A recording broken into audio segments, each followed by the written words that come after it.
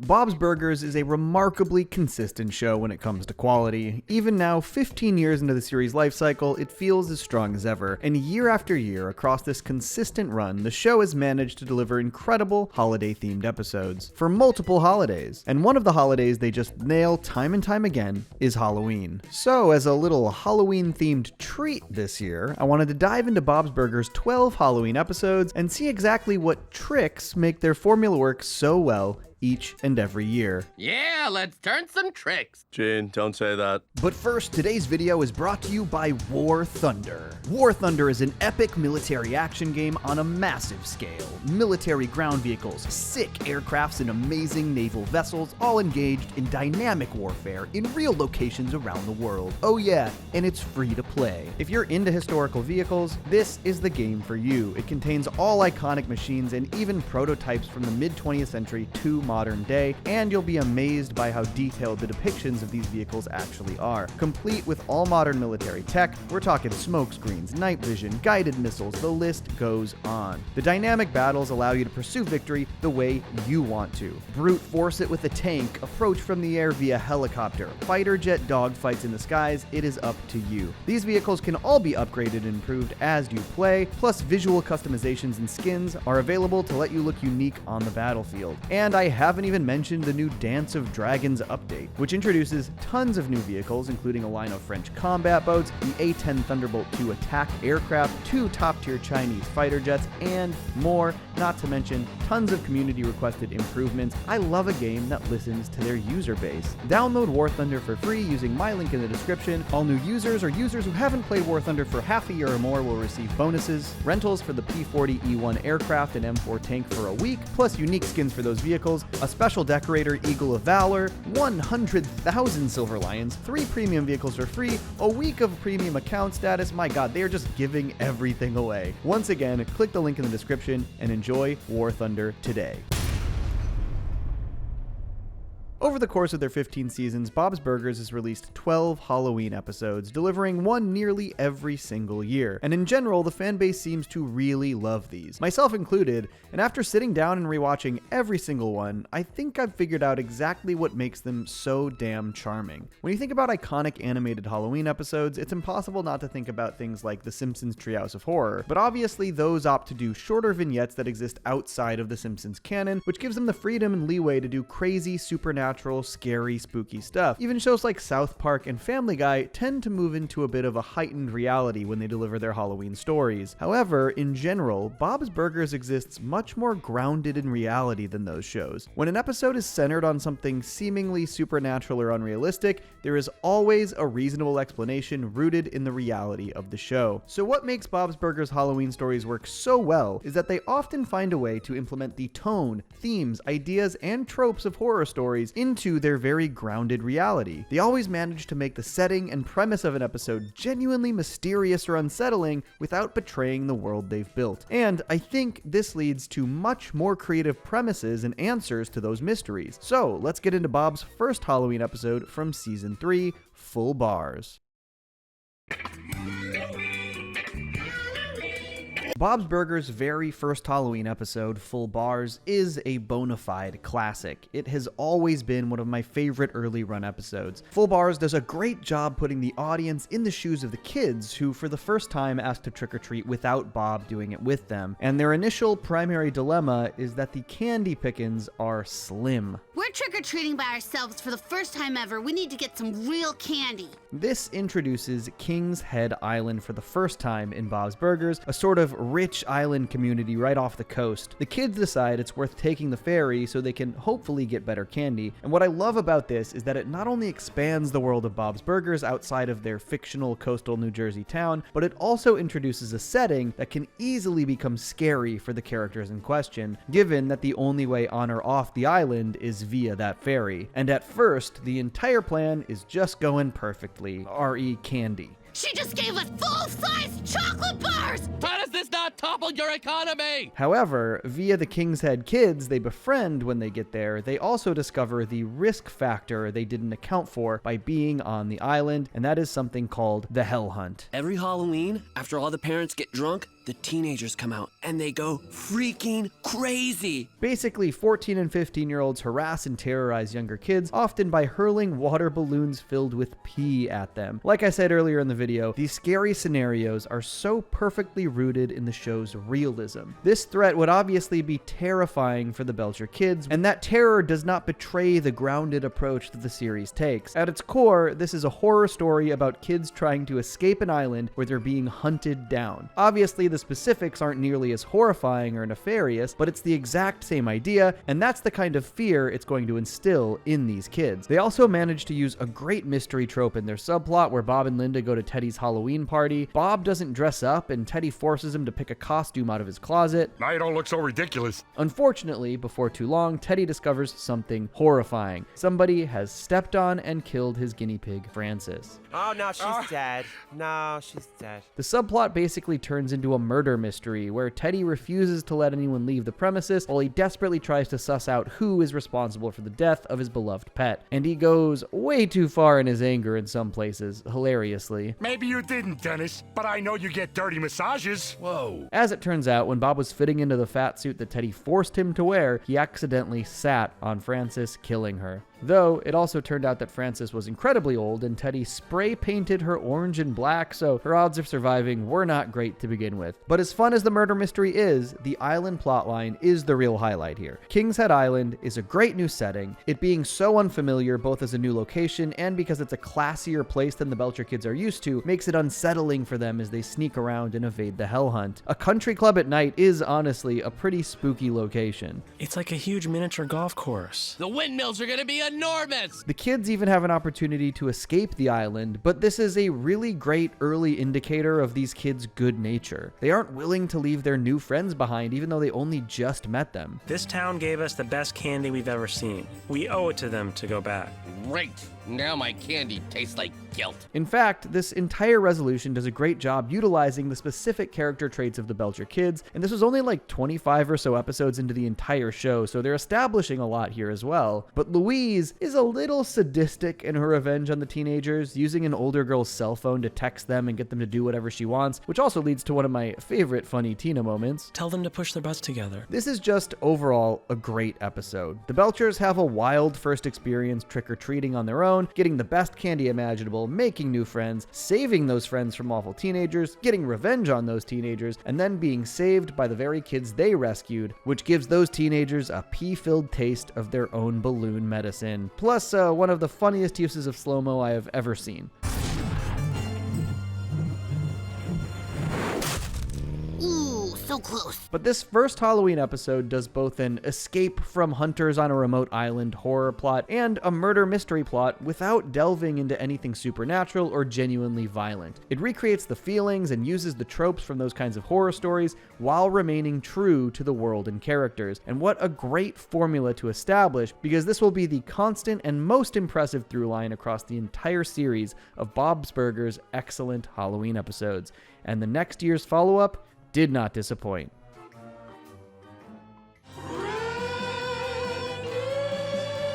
Season 4's Halloween episode introduces a long-running rival/thorn in the side for Louise, Millie Frock, played by the great Molly Shannon. Though the reason for this rivalry is that Millie is obsessed with Louise, desperate to be her friend on a stalkerish level. She's convinced she and Louise are going as Dust and Bunny as a combo costume for Halloween, ironically making Louise the Dust even though she is constantly wearing those bunny ears. And again, this is just a perfect scary trope rooted in the reality of this world. It's not at all unusual for kids to get weirdly obsessive and sometimes oblivious to how people are perceiving them, and so using that idea, putting the viewers in the shoes of the kids, makes for what will become our creepy Halloween monster of the year. But maybe even cooler is the setting in this one. Tina, Jean, and Louise invite Andy, Ollie, and Daryl into their super sick new fort in the back alley, and I mean super sick. This thing has multiple rooms and multiple floors. It's like a kid's dream fort. That is, until it becomes their dream prison, after a truck backs into the alley and traps them inside. And of course, the only person who knows they're in there is Millie, and her opinion of Louise shifts drastically after Louise lets her know how she really feels. Oh, wow. I see you don't like me, huh? Of course I don't. Who would? Basically, the entire group of kids are held hostage by an unhinged Millie while trapped in an incredibly confined space. This is just a scary scenario, perfectly Bob's Burger-fied. Millie isn't quite in Jigsaw territory, but she definitely is playing with these trapped kids in a very sadistic way. Somebody's in friend jail, and friend jail lasts forever. She even drops spiders into the fort, though they do end up being fake spiders, but still the kids understandably panic about it. And the scenario isn't just scary. There are perfect Halloween stakes for the kids, which is if they don't get out in a reasonable amount of time, they're gonna entirely miss their window to trick or treat. Plus, Daryl has this map of all the best candy givers in the neighborhood. There is a lot on the line. The writers are just so good at escalating things that would be scary for kids specifically in these episodes. The episode also explores how these characters' wills start to break the longer they're trapped in the fort, which is another great angle for these scary stories. Friends turning on each other in dire situations, allegiances being questioned, good people turning bad. In his desperate state, Daryl ends up passing secret notes to Millie, basically trying to betray everyone else to free himself. And I think what I love most about this is how it pushes Louise over the edge. You didn't know what you were doing, huh, buddy? Oh, my pants are off. Yeah. So, what do we do with a snitch? I think the most interesting thing explored by this episode is the fact that Louise and Millie, frankly, aren't all that different. Millie is maybe a little more overtly obsessive and obnoxious, but both are characters who crave control perhaps a little too much, and so suddenly we've got Louise enacting a revenge on Daryl in a sadistic way that's very reminiscent of the way Millie was sadistically toying with all of these trapped kids. Also, the way they actually escape the fort is pretty genuinely terrifying. They try to trigger the lift on the truck and accidentally lower it instead of raise it, threatening to crush them. They stack some sturdy objects, the entire truck lifts, and they crawl to safety, but only just in time. They were literally moments from being crushed. This is rooted in a more realistic world, but unlike some of these other Halloween stories, this one is actual nightmare fuel right here. That is just a horrifying scenario. The subplot in this one doesn't really have any scary or horror parallels, but it is very funny, with Bob and Linda desperately trying to craft the kids' group dragon costume in time that they run out of, leaving off with a pretty awful end product. China would be furious about this dragon. They love dragons there. I guess not every Halloween subplot can perfectly adapt horror tropes to this world, but at least they can make us laugh. The final beat is pretty great too, with Millie returning and believing that all of the kids were crushed by the truck lift and that she's responsible. And of course, the Belchers pretend to be ghosts to reinforce her guilt. Oh no! Oh, I didn't mean to kill you. I was just gonna keep you in there until you got old. So Bob's Burgers just fully went 2 for 2 in their first couple Halloween entries. Incredibly creative stories set from the perspective of a kid that then devolve into perfectly adapted horror concepts without breaking the reality of the world. How do they keep this up? Let's find out.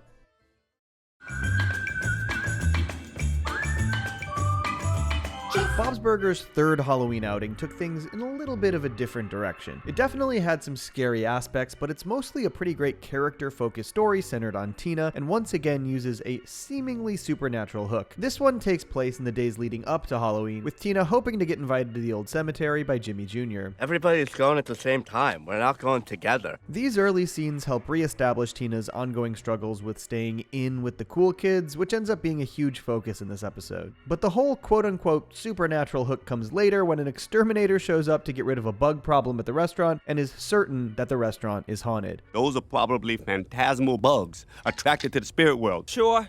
Phantasmal bugs. The exterminator explains how to hold a seance and trap the spirit in some kind of vessel, so the kids and Linda then use a Ouija board, and according to the ritual, the ghost is a 13-year-old boy named Jeff, whom they trap in a shoebox. Bobby, calm down. We caught the ghost. His name is Jeff. Everything is fine. Honestly, the way Tina and Jeff's stories converge in this one is so funny. When the kids take Jeff to school, somehow all of the kids in Tina's class think he is super cool. Yes, this shoebox. They all seemingly actually believe there is a ghost in the shoebox. And because he's friends with Tina, that makes her cool by association. And with Tina's teenage obsession with boys, she actually decides she wants to start dating Jeff. They even do this full-on montage where she has these cute little dates with the shoebox. And of course, this somehow succeeds in making making her popular. You guys are so cute together. You're the new it couple. Now, obviously, as we've established, Bob's is set in a very realistic world. Actual supernatural phenomenon like this doesn't really exist, and there are always alternative explanations. And this one is no different. As it turns out, Louise was the one controlling the Ouija board to mess with Tina,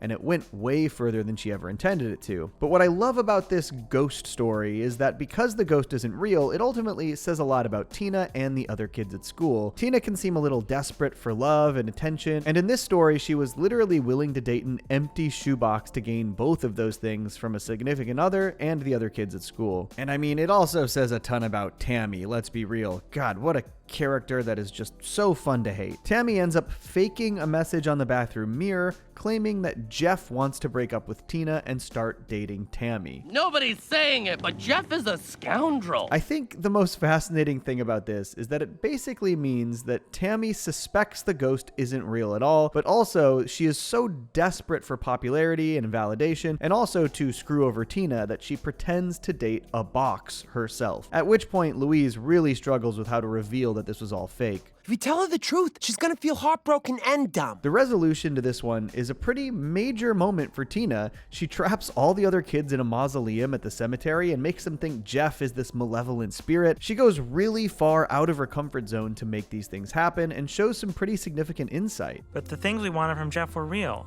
I wanted a boy to pay attention to me and never leave my side. Oh man, I wanted to believe that there's more than this life. There are some great moments at the end of this thing. Louise being really impressed by her sister is just a great, charming sisterly moment, and it's another great example of Bob's Burgers crafting a spooky episode concept rooted in the characters. And honestly, the next one on the list might be the one that accomplishes this from a character perspective better than any other. Trick or treat, girl is freaky. Say it. With Season 5 putting the focus on Tina for their Halloween fair, Season 6 shifts to Louise with The Haunting. And this has gotta be not just one of my favorite Halloween episodes, but one of my favorite episodes of the entire show. Not only is this an amazing premise for one of Bob's more grounded Halloween stories, but it's just a perfect example of why I love the Belchers so much as a family. Actually, I even talked about this episode in my first ever Bob's Burgers video years ago. The whole crux of this story is that Louise is impossible to scare, something she is both seemingly kind of proud of, but also laments. She's jealous that other people get to experience fear the way that she doesn't. I would love to be scared. The problem is I see every scare coming a mile away. But this year, Bob and Linda have planned a special haunted house for her. Yep, a haunted house that Bob and Linda planned themselves. I think going into this story, you'd probably expect it to play out exactly how it does at first. A completely haphazard attempt to scare Louise that goes wrong at nearly every turn. Linda is Lady Barbenstein, Bob is Dr. Barbenstein, with an absolutely ridiculous purple afro wig. Ah, that wig is scary, and so are the countertops. Every single thing that Bob and Linda seemingly planned absolutely does not work on Louise, down to the type of pasta they used for Linda's fake intestines. Mom, angel hair? What? It's all we had. It's just, that's the least scary pasta. It's in the name. Louise ends up scaring Bob and Linda herself and then insisting that they just go home. It's not worth going through with any more of this. And then comes the turn. Turns out they have a flat tire, have to stick around the house a little longer, and scary stuff starts actually happening. Beginning with this really creepy dude at the end of the driveway. The family retreats inside, and suddenly it feels like the Belchers are at the center of an actual horror story. Stuck inside a strange house as somebody is seemingly after them. The lights go out, they have to flip the breaker, there's scary shrieks, a mysterious doll with sticks in its eyes, and it literally ends with the entire family out on the roof of this creepy old house as cloaked culty figures set the entire yard on fire, waiting for them to come down. At which point, Louise finally screams. Oh, what is happening? Gotcha. We gotcha. God, Louise's reaction here is so good. She had absolutely zero idea that her family was even capable of something like this. It never crossed her mind. She just needs everything to be explained to her step by step. They did a terrible decoy haunted house so she would let her guard down. Jean and Tina were in on it the entire time and acting. They all went so far out of their way to give Louise exactly what she wanted, to be scared. I got scared! I got scared!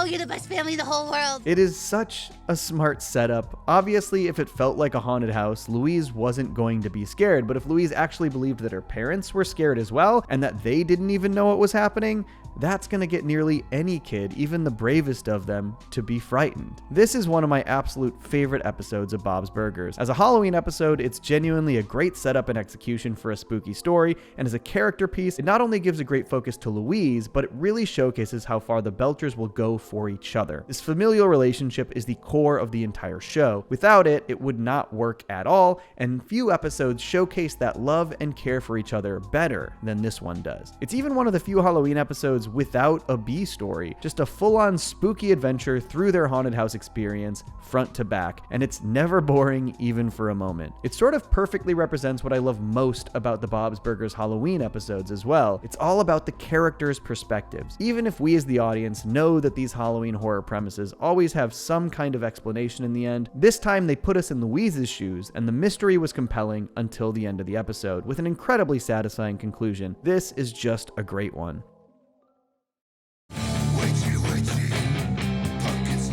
After a great Belcher family story, Bob's Burgers shifted to another Tina Halloween episode with Teen a Witch. This one is definitely more in line with Tina and the Real Ghost, using a supernatural hook to illustrate the ongoing internal struggles that Tina deals with. Tina's main motivation here is to win the Halloween costume contest, which she's come incredibly close to winning year after year, and this year she's got the perfect creative costume idea to dress messy and decorate herself in flames, an idea that Tammy immediately steals. Wait, you're gonna be a hot mess? Because I'm actually gonna be a hot mess. Tammy is a character who is wildly confident in everything she does, typically in an entirely self-serving way. And that's sort of the idea that this episode plays with in relation to Tina, who is a kinder but less confident kid. We see this in action when Jackie, the crossing guard, doesn't let Tina cross the street, even though no cars are coming, and Tina isn't able to catch back up to Tammy to confront her about the whole costume thievery. And so this year's supernatural hook is once again focused on how something spooky can help change the perception of Tina, though this time it more so changes her behavior. The librarian, Mr. Ambrose, basically hands Tina everything she needs to participate in witchcraft. Be a witch, then you can cast a spell to win the contest. Tina speed runs through this entire spellbook, and many of the spells seem to work, even if there maybe could be real-world explanations for each and every one, but because the spells appear to work, Tina completely owns the witch persona, changes her clothing, walks through school with wild newfound confidence, casting spells or threatening to cast spells left and right. I cast all the spells in this book. Can I get a new one? You cast all the spells? Yeah. It's a reference book. You're not supposed to run through it like in Us Weekly. But as I will say over and over again as my broken record phrase for this video, Bob's is obviously not set in a supernatural or magical world. Tina's spell success is all coincidence, but the important result of her witch phase is the confidence. She taunts other students about the costume contest, she makes Jimmy Jr. walk her to class, and the biggest mistake of all, she threatens Jackie the crossing guard and gets a taste of her own medicine. In 24 hours, your fate will be worse, 'cause the girl who casts spells now is cursed. I think this is such a fascinating look at Tina as a character. The moment she gained that extra confidence from her witchcraft, she started acting less and less like herself and more like Tammy, which is to say, a real asshole. Tina is generally a character who is very sure of herself, but that doesn't necessarily translate to outward confidence. She knows what she loves and she knows what she wants, but she's also such a sweet and quiet girl. She often lets others walk all over her, and in this story, rather than being more assertive about her own boundaries, she instead starts to cross over other people's boundaries. And once she gets a taste of that in a scarier, witchier way from Jackie, leading her to think she's gonna die, Tina realizes how wrong she was. I'm just gonna try to be more confident and less mean to crossing guards. You know, that's a really cliche thing to say, but I mean it. The subplot of this one is actually also really fun. Just a really low-stakes mystery where Bob's jack-o'-lanterns continue to disappear every time he makes a new one. The poor guy feels like he's going insane, and it honestly just has a silly and reasonable explanation. Mr. Fishodor is so entitled, he thought everyone was leaving the pumpkins out for him. It's like how people keep giving me bikes. And I can't lie, his pumpkin-laden yard is pretty awesome looking. I love this scene on a visual level. But once again, this is a great episode that uses spooky Halloween ideas to explore character insecurities. We get that Tina is a witch now hook without ever doing anything actually supernatural, and instead creating a scenario where Tina's lack of confidence can be explored in a new way. Plus, a silly Bob-o'-lantern subplot. It's a fun one.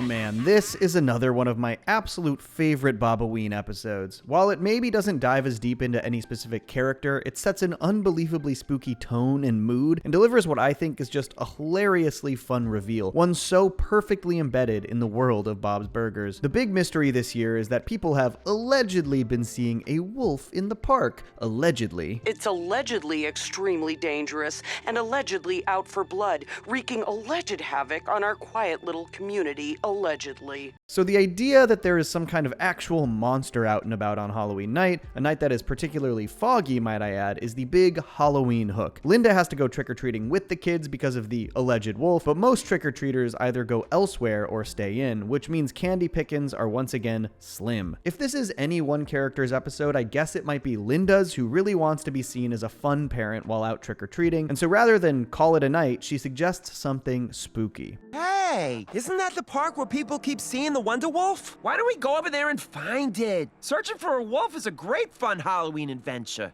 Man, I just love how this episode looks. The fog-ridden town is such a vibe. This is honestly one of my favorite looking episodes of all of Bob's Burgers. And then in the background of this whole wolf hunt is the fish odors, who are sorta suspiciously looking for their missing alpaca, while also being very dismissive about the idea of the wolf even existing. The wolf? Wolves aren't real, Linda. And I haven't even mentioned the subplot, which actually ends up tying into everything in a wildly satisfying way. Bob is stuck at home with a sprained knee, doped up on pain pills, which they establish pretty quickly make him sort of paranoid. Remember the time you thought the rug was making fun of you? Linda has Teddy come over to keep an eye on Bob, and the more pain pills Bob takes, the more and more paranoid he gets. This is honestly such a fun story because it basically creates a supernatural dilemma that only exists in Bob's mind. He notices a bite mark on Teddy and then fully starts to believe that the Wolf of Wharf Street is a werewolf that has bitten Teddy, and therefore Teddy is a werewolf. He can't be a werewolf, that's crazy. Oh no, he's transforming! I gotta say, doped up paranoid Bob is super funny, and it's another great example of this show finding really creative ways to put our characters into spooky horror-like situations without betraying the realism. They're masters of it at this point. Back in the park, the Belchers keep finding more and more evidence that a wolf might be there, and they even run into Randy, who's trying to catch the wolf on camera himself. Eventually, they think they're cornered, where Linda braves the quote-unquote wolf to protect her family, and as it turns out, it was just that alpaca. Hi, cutie, what's your name? Oh, never mind. But I think nothing really beats how Bob's plot ties into the wolf hunt here. We've got a great hot pursuit thriller sequence where Bob hobbles away from Teddy on crutches, while Teddy carries the coffee table he's handcuffed to, trying to catch up with Bob. Honestly, Table Teddy, pretty scary. But in his paranoid state, Bob wanders into the park to hide from Werewolf Teddy, only to see an actual wolf. Okay, so 8 seasons into these Halloween episodes, this is such a great reveal because at this point, we're conditioned to be looking out for whatever non-horror explanation there actually is for the Halloween hook of the episode. And on top of that, we know Bob is potentially hallucinating because of the pain pills. So this initial reveal is still leaving questions on the table until we get the actual explanation, an explanation whose odor is a little fishy. I told you you weren't ready to have a wolf, Felix. I am ready! The wolf house I was building wasn't ready! God, this is perfect. It's just perfect. While you might have been expecting or brainstorming what the wolf might actually be, they pull the rug out and reveal that it's the town's 2 richest idiots who let it escape, which is just an incredibly Felix fish odor thing to do. It's an amazing reveal that feels more horror and supernatural at first than Bob's has ever done, but is still rooted deeply in the characters of the show. Man, this one is just so fun. It's a monster hunt on a spooky night story combined with a sort of medical patient gets increasingly insane while fleeing a werewolf story. Once again, built into really fun, realistic explanations. A top-tier Halloween episode.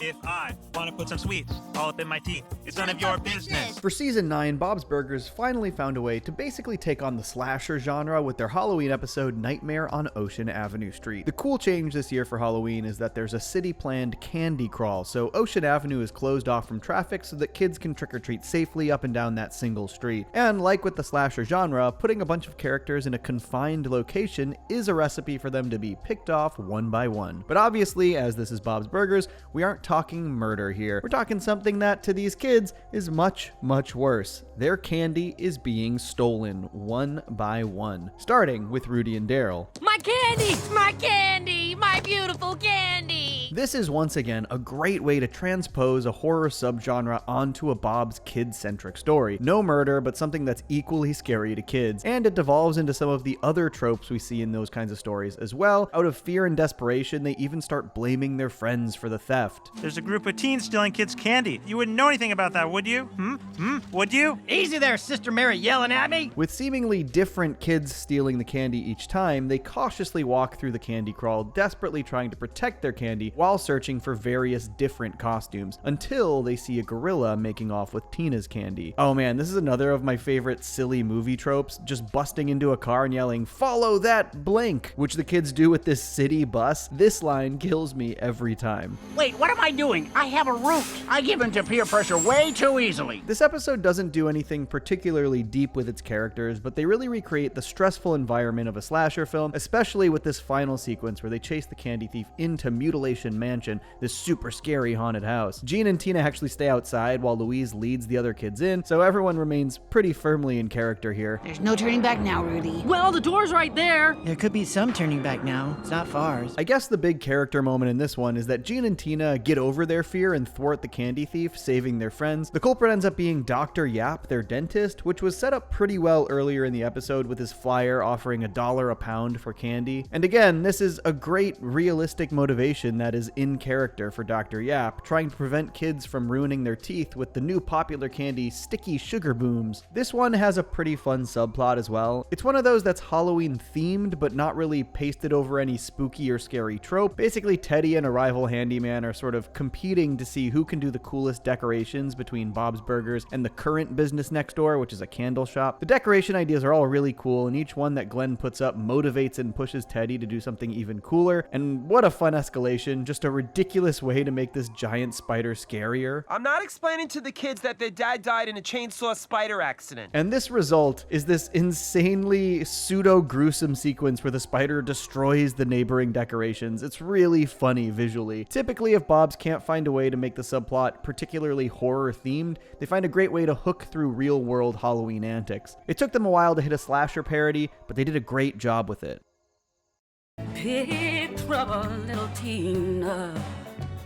Alright, so out of all of the Bob's Burgers Halloween episodes, this one grosses me out the most. Not because it's a particularly scary horror episode or anything, but because of these adorable dead little fetal pigs. Man, I do not like seeing dead baby pigs in Bob's Burgers animation style. It seems like when Bob's Burgers isn't focusing on transposing horror tropes into their world, they really like to explore Tina as a character in the Halloween episodes. Much like Tina and the Real Ghost, this one focuses on Tina wanting to be invited to a Halloween event that her classmates are going to, and like Tina Witch, it focuses on her behavior changing uncharacteristically to win them over. When Tina's fetal pig is kinda, well, ugly, she makes fun of it in class and everyone gets a kick out of it, which leads to her getting that coveted invite to the Haunted Hayride. Then you called him Puke Chop, and I was like, Nailed it!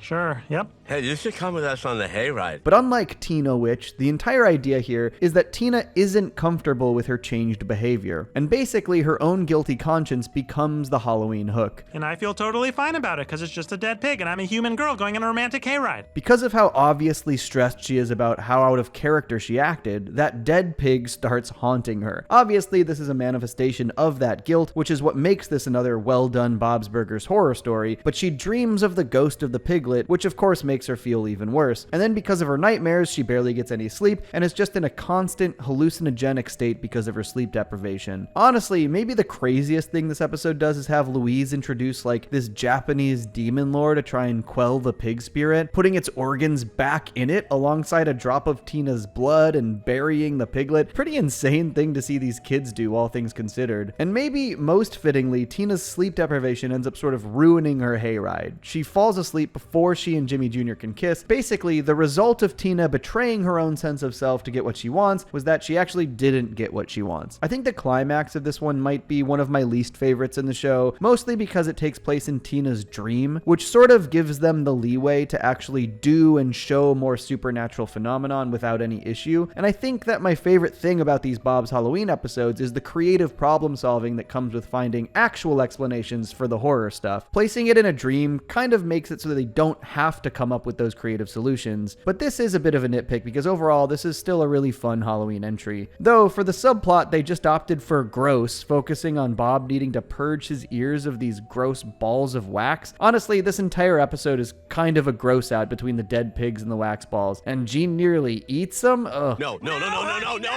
Gene! But despite a couple misgivings, Bob's once again lays a great horror idea over a character-focused story.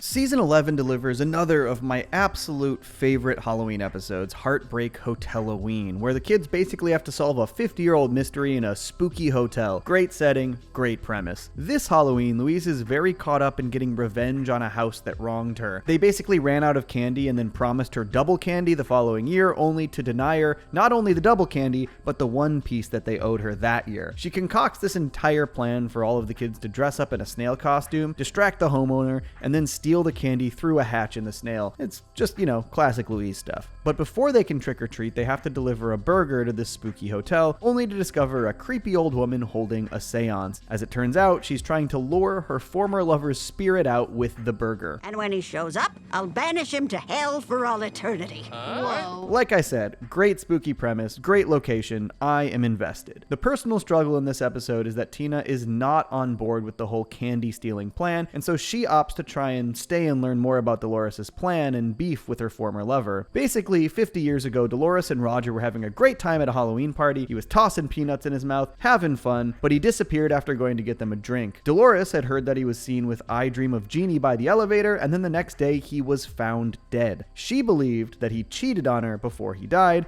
and has held it against him ever since. And another fun aspect of this episode is how everyone who's in the hotel at the time is really invested in this story. Tina is very convinced there must be another explanation, and there's this great moment where a bunch of photos and letter evidence goes missing, and even though sticking around the hotel means that Louise can't go through with her plan, she still sticks up for Tina and potentially ruins her own hopes for their Halloween night. Guess what, people? You mess with the snail head, you mess with the snail tail. And now the snail tail wants some answers. Thanks, Louise. Louise is a great character. While she can be selfish sometimes, she will often fully go to bat for the people she cares about most, especially her family. This episode does a great job injecting a few different mysterious scenarios. Obviously, there's the ongoing solving a 50-year-old mystery aspect, but once this evidence goes missing, it sort of turns into a murder mystery format, where Louise questions the hotel guests one by one to find motives for taking the evidence. And honestly, the 50-year-old mystery resolution is very satisfying. All of the pieces were in place earlier. Roger was unknowingly allergic to peanuts, the I Dream of Jeannie was a doctor trying to help him, and the anaphylactic shock caused the heart attack that he died from. At least he died doing what he loved, eating peanuts in a hotel lobby. I just love this whole setup, setting, everything. A really fun episode. I do think that they maybe could have gone a tiny bit further to tie Dolores' ill-conceived plans for revenge to Louise's own ill-conceived plans for revenge. As it stands, they're sort of just parallel but don't intersect as much as I'd like. It would be cool if Louise had learned her lesson through what she learned about Dolores, but instead she just sort of lost a bet with Tina, and so they didn't go through with it. But it is still a really fun, satisfying episode. And Tina's point of view is very sweet in regards to Dolores' regret for keeping up her anger for so many years. I mean, it's sort of romantic.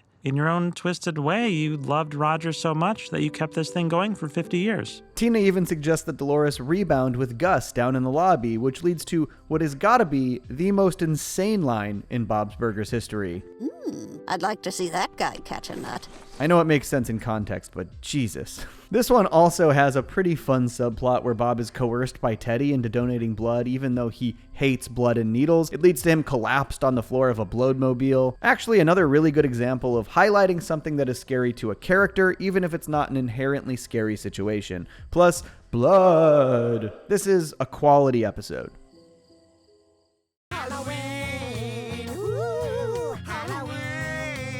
The more of these episodes they make, the more impressed I am when they find a new horror angle that they haven't previously explored, and this one is pseudo-adopting the I Know What You Did Last Summer premise, but for Gale and Linda having smashed a ton of pumpkins for a pumpkin carving contest in high school. It even opens 27 years prior. We'll never speak of this again. But then 27 years later, the pair get these spooky letters alluding to their high school crime, sending them spiraling. Obviously, for most Halloween episodes, they focus on the kids. It's a kid-centric holiday after all, but this is such a fun and smart way to put the focus on some adult characters, and pairing Linda and Gale is always funny, especially in this circumstance where Gale is just incredibly aggressive in her attempts to discover who is trying to blackmail or threaten them, with honestly no logic attached to her actions whatsoever. What is happening? You know what's happening. This is about the pumpkin carving contest. The episode is structured really well, too. It opens with the aftermath of the smashing, but then slowly reveals more of how they were all smashed over the course of the episode. Linda smashed her own, seemingly on accident, then Gale slipped and smashed another, so they both decided that they were going to smash the entire lot and make it look like an accident. The episode does a great job sort of just putting the pair in weird situations. One of their classmates, Scary Terry, who grooms dogs, offers to cut Gale's hair, and so she's just sitting there with a dog cone around her shoulders underneath the scissors of someone who could be the person that's blackmailing them. It is weird. And honestly, as fun as this episode is, the reveal of who is blackmailing them isn't all that exciting. It turns out to be Gale's new therapist who's trying to get her to confront her past, but the reveal that is very satisfying is a great Linda and Gale moment. It turns out Linda actually smashed her own pumpkin on purpose because she found out she was supposed to win the contest, and Gale has always seen herself as the more creative sister. I know you'd be crushed. I know how hard you worked on yours, and I just couldn't let it happen. I love when these story reveals are rooted in the characters, and I think opting to make the more important part of the backstory this character reveal rather than the why are they being blackmailed works perfectly. We talk a lot about how great of a family the Belchers are and how their wholesome nature is really what makes the show work so well, but that extends beyond the immediate family too. I love seeing how Linda's strong familial bond even stems back to her own childhood with her sister. The subplot in this one is another that is more focused on the mechanics of Halloween than something spooky. The kids are devastated to learn that Bob has somehow secured the best candy on the market, and he's going to hand it all out to the kids on Halloween. Obviously, the Belchers want the candy for themselves. There isn't a ton to this story, but it is just pretty funny to see the kids get increasingly desperate to stop Bob from giving out that candy. Of course, they each get one in the end. Bob is a good father. Overall, I love that the show managed to find a way to really focus one of these Halloween episodes on someone other than the kids in a satisfying way. It gives us some really great insight into Linda's childhood and relationship with her sister, and adopts that I Know What You Did 27 years ago formula that pushes the character's paranoia to its limits. It's a really fun one. This is another fun one, focusing on Louise and her friend Jessica while on a holiday field trip, this time to an old-timey apple orchard. Today we want to show you how land was farmed in the British Isles in the year 100 BC, or as Brom and I call it, the right now times. The episode sort of explores popularity dynamics in the class. That's the more fun and grounded kid story going on. Basically, there's this popularity vacuum because Chloe Barbash isn't on the trip, but different kids keep trying to fill it with various bits and skills. First, Jessica seizes it with a good lamb impression, then Rudy kind of takes over with some great close-up magic, and then just to prove a point, Louise takes control with this weird hand thing. How do you do that? How impressed these kids are by all these meaningless, stupid human tricks is really funny, and they sort of lay this dynamic over the old-timey orchard folks picking a hero of the harvest for their ceremony. Crap, that's good. But to me, this episode is basically pulling from two movies. Both movies I actually really love, The Village and Midsummer. The whole hero of the harvest being chosen for a ceremony is basically exactly what we see in Midsummer with the May Queen, and then this being this old-timey place where people act like it's a different time period is very The Village. Plus, these skull monsters are just very reminiscent of the monsters from The Village. It's a really fun combo to put these things together, honestly. But the later dilemma comes from Louise's fear that being the hero of the harvest actually means she's going to be sacrificed after she discovers this art in a barn that she and Jessica sneak off to so they can leap into giant piles of hay. It's a super Louise subplot. Overall, I think this is another episode that really just excels at atmosphere. The apple orchard on the dreary fall day has very spooky vibes. It looks a lot different than most Bob's Burgers episodes with the more muted, earthy background. backgrounds. The old-timey aspect makes it feel pretty unsettling and unnatural, not to mention these monster costumes, and putting the kids in the old-timey place is a good excuse to make that unsettling atmosphere more realistic. Obviously, there is an explanation for everything. The mural was actually from a different pagan ritual Halloween event for older kids, and the employees just made a mistake in introducing the monsters to the younger kids. In my defense, I forgot kids were scared of things. And the subplot is yet another mechanics of Halloween gone wrong story, with Tina and Jean's part of the Belchers group costume continually falling apart all day. Tina is a Twister, Jean is Bill Paxton from Twister, and Louise is Helen Hunt from Twister. While waiting for Louise to return and the competition to start, the costumes just aren't staying intact, and so Linda has to keep coming to school to fix them. Honestly, one of my favorite aspects of this subplot is just Mr. Frond continually throwing shade at their costume. Yeah, you're not trying too hard at all. There's also a really funny subplot where Bob really wants to see the beehives they keep at the apple orchard, but they just kind of keep ignoring him or outright denying him from seeing them. Bob totally would be the kind of guy who would be interested in beekeeping, so this little tiny through line I found pretty funny. Or we could do some bee stuff? We don't have time. Darn it. Too bad. The bees are really great. This is overall not one of my top tier favorite Bob's Burgers Halloween episodes, but it still exudes an incredible atmosphere in a really cool, spooky type of setting we don't normally see in this series. Even when the show doesn't deliver a top tier story, they still give us something new and interesting.